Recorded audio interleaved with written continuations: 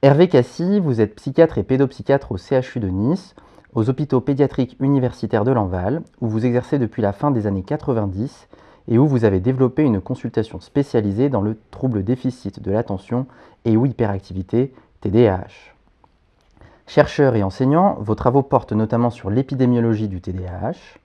Engagé dans la diffusion des connaissances, vous avez contribué à la traduction et à l'implémentation d'outils diagnostiques et vous avez participé aux déclarations européennes de consensus sur le TDAH de l'adulte et conduit les recherches nationales sur la prévalence du TDAH en France. Comment pourrais-tu résumer les étapes du diagnostic et ce qui est utile de faire? Alors, l'important, c'est quand même de répondre aux sollicitations des professionnels de l'éducation pour les pédopsychiatres, et puis aux professionnels de la santé aussi, quand ils s'interrogent, donc faire un dépistage et déjà au moins éliminer les faux diagnostics, et puis ensuite pouvoir rentrer dans une démarche diagnostique réelle. Donc un premier screening, un premier filtrage qui se fait relativement facilement, et ensuite on rentre sur quelque chose qui est beaucoup plus clinique et qui n'a pas besoin de 36 millions de bilans. Une très bonne connaissance de la clinique suffit largement à diagnostiquer la plupart des cas. Après, on peut rentrer dans des cas très experts, mais c'est vraiment pas la majorité. On sait qu'il existe des outils qui sont à la fois des outils de repérage et d'autres des outils de diagnostic. Exactement. Est-ce que tu pourrais nous en dire un peu plus? Alors en repérage, on a des choses qui sont relativement simples. Alors si on prend par classe d'âge, en pédopsychiatrie, on a des questionnaires, des auto-questionnaires ou des questionnaires pour les enseignants ou pour les parents qui sont relativement fiables, relativement efficaces. On peut citer le SDQ, Strengths and Difficulties Questionnaire, qui est très facile à coter. La CBCL est plus compliquée, mais voilà, on peut quand même l'utiliser. Et puis la classique ADHD Rating Scale, qui est l'outil, le couteau suisse du TDAH. Donc on arrive avec ça à faire un dépistage relativement correct et assez rapide. En quelques minutes, c'est fait. Donc on élimine beaucoup de cas qui ne sont pas des vrais cas et ensuite on peut se concentrer sur des cas plus sérieux, on va dire, ou plus probables. Ensuite, chez l'adulte, on a des questionnaires aussi qui fonctionnent très bien. Alors la SRS, donc Adult ADHD Rating Scale, qui est validée par l'OMS, qui est un outil tout à fait fiable, qu'il faut savoir coter quand même, parce que on a une petite partie en 6 items qui peut induire en erreur et la totalité de l'échelle est beaucoup plus fiable. Et puis après, on peut regarder les symptômes dans l'enfance rétrospectivement, puisque a priori, il faut qu'il y ait au moins quelques symptômes dans l'enfance. Et donc, on a des échelles comme la Waldner Utah Rating Scale, WURS, qui est très utile, qui ne répond pas aux critères du DSM, mais c'est pas grave, elle marche quand même bien, puisque les travaux de Waldner sont antérieurs au DSM-3. Et avec ça, on a un dépistage qui est très correct. Et ce que moi, les points sur lesquels j'insiste, c'est souvent que le dépistage doit inclure la fratrie, doit inclure les parents. Sinon, on passe à côté d'une information très importante parce que le TDAH est, a priori, et quand même de manière assez certaine, d'origine génétique. Donc, il y a une agrégation familiale. Et si on ne prend pas la mesure du fonctionnement familial avec 1, 2 ou 3 TDAH dans la famille, ben, ça devient très compliqué de prendre en charge. Merci. J'entends que tu n'évoques pas la DIVA. Est-ce que tu pourrais justement positionner la DIVA dans ce parcours?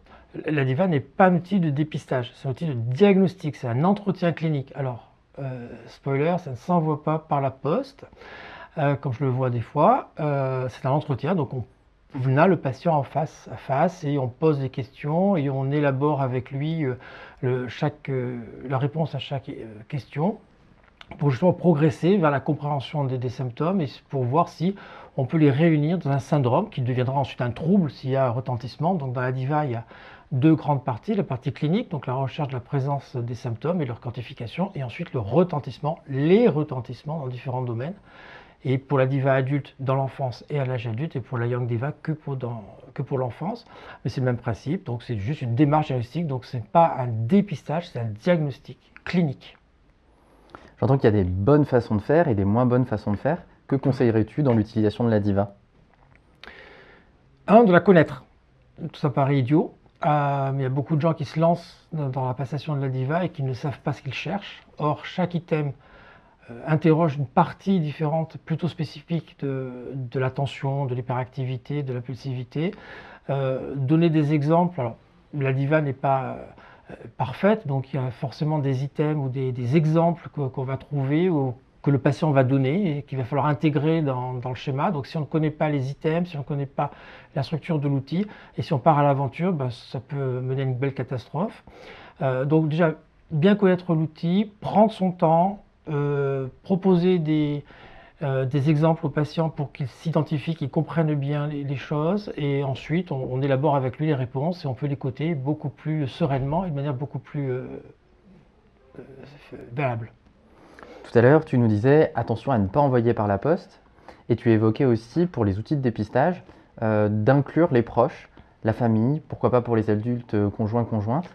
Est-ce que pour la DIVA c'est la même chose? Pareil. Donc la DIVA, encore une fois, c'est un entretien, donc on ne l'envoie pas par la poste, on fait passer la DIVA, en plus le coût est modique, donc pas la peine de faire des économies en envoyant le PDF par la poste. Et effectivement, quand on a les patients en face, on aime bien avoir un avis, alors s'ils sont jeunes, les parents, s'ils sont plus âgés, les compagnons, les compagnes, pour justement avoir vraiment une mesure des symptômes et de leur retentissement dans la vie quotidienne. Ça, dans un screening, on ne le fait pas, évidemment. Quelle serait la place, par exemple, chez l'adulte comme chez l'enfant, des bulletins scolaires? Alors, les bulletins scolaires sont relativement intéressants parce que j'ai l'habitude de dire que les enseignants ne savent pas ce qu'ils font, mais ils font de la psychologie, de la psychiatrie des fois, avec des commentaires qui sont tout à fait pertinents dans le cas du TDAH. Je me rappelle d'un patient qui, par exemple, m'avait montré un bulletin en 5e où le prof de maths disait profiterait tellement plus de la leçon, c'est de regarder le tableau. Effectivement, je crois qu'il trouvait faire un trait d'humour, mais il a tout à fait raison dans la description du comportement de son élève en cours de maths. Donc des choses comme ça sont intéressantes. Maintenant, le problème des bulletins scolaires, malheureusement, souvent on a des portes ouvertes qui sont enfoncées, c'est-à-dire problème d'attention, problème d'attention, problème d'attention, et puis à la fin, c'est le conseil de classe te conseille de faire un effort sur l'attention. Voilà, donc si c'est ça, c'est pas la peine.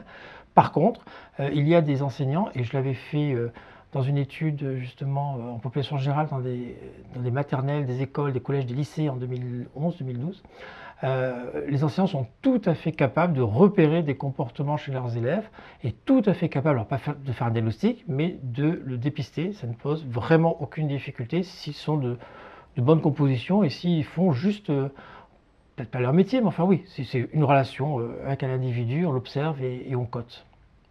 Merci pour ces précisions. On va maintenant aborder la question des traitements du TDAH, notamment parce qu'en France, maintenant, on peut prescrire de la lisdexamfétamine. Et donc, il s'agit d'une nouveauté sur le territoire, mais ce n'est pas si nouveau que ça, je crois, à l'international.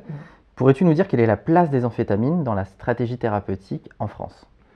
Alors, historiquement, les traitements ont commencé avec les amphétamines, avec la benzédrine dans les années 30. Après, est arrivé le méthylphénidate des années 60, fin 50, début 60. Et en France, on n'a que du méthylphénidate. Donc la place est exclusive, hein, c'est un monopole. Mais l'amphétamine reste quand même utilisée. Et dans de nombreux pays, on a accès à la dexamphétamine, qui n'est pas une amphétamine récréative, amincissante, etc. C'est vraiment un usage thérapeutique, donc elle est bien connue depuis des dizaines d'années. Et on a une forme donc à libération prolongée, la lisdexamfétamine, qui est donc ce qu'on appelle une prodrogue ou un promédicament, qui devient actif une fois qu'elle passe dans le sang et à travers le foie.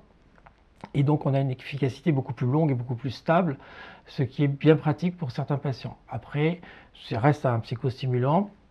Le spectre est un peu plus large qu'avec le méthylphénidate, donc c'est une indication un tout petit peu différente. Alors, classiquement, maintenant, on réserve la lisdexamfétamine en première intention aux adultes quand on en a, et en deuxième intention pour les enfants qui d'abord doivent essayer le méthylphénidate et différentes spécialités de méthylphénidate avant de passer à la dexamfétamine.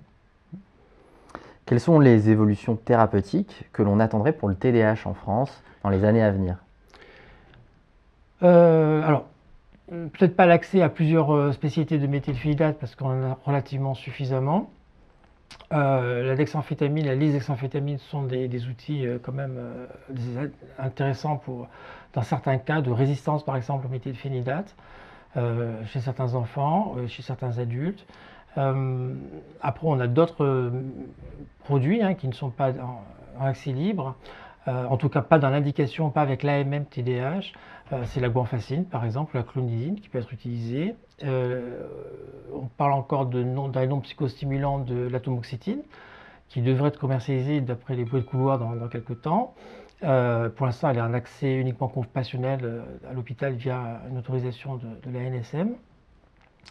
Et puis, on a quelques curiosités à droite à gauche qui essaient de se faire une place dans un monde qui est relativement, pas figé, mais qui est relativement bien connu et bien posé, bien positionné.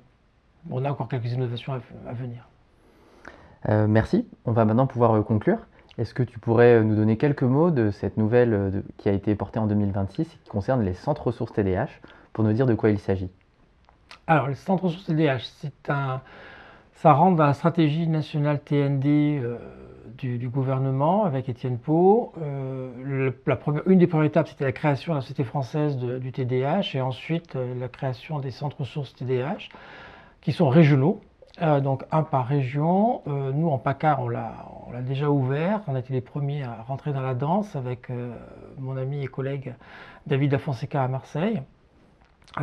Donc l'idée, c'est de structurer le parcours de soins, d'informer, de former aussi, et de lutter contre la stigmatisation pour que justement dans tous les domaines, le TDAH soit un peu mieux considéré, on va dire, et un peu plus sérieusement considéré, et que les patients ne cherchent pas pendant des mois ou des années à trouver quelqu'un qui fera un diagnostic, qui les aidera ou qui répondra aux questions un peu plus difficiles.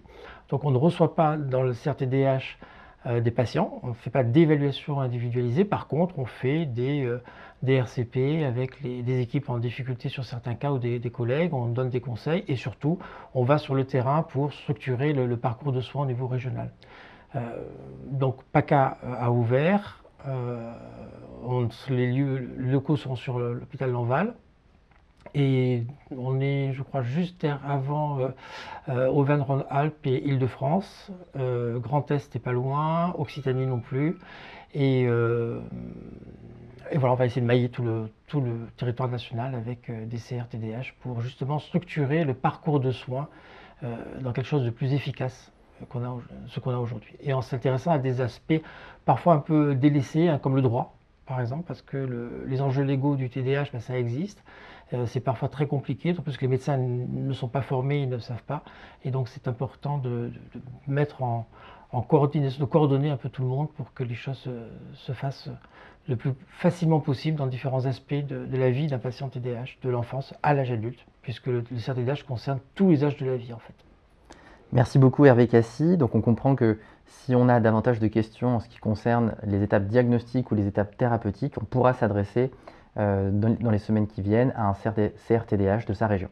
Oui, c'est ça. On pourra être formé, nous pourrons orienter vers des formations qui existent déjà et qui ne sont pas franchement mauvaises non plus, attention, il y a des choses qui sont très bien qui existent. Hein. Donc structurer, organiser, lier, fluidifier le parcours de soins et répondre aux questions, mais pas en voyant des patients directement comme les gens imaginent. On n'a pas des ressources énormes pour voir tous les patients, c'est juste impossible. Vu l'épidémiologie du TDAH, c'est juste impossible. Merci pour ces conseils. Merci d'avoir accepté de répondre à cette interview. Merci à toi.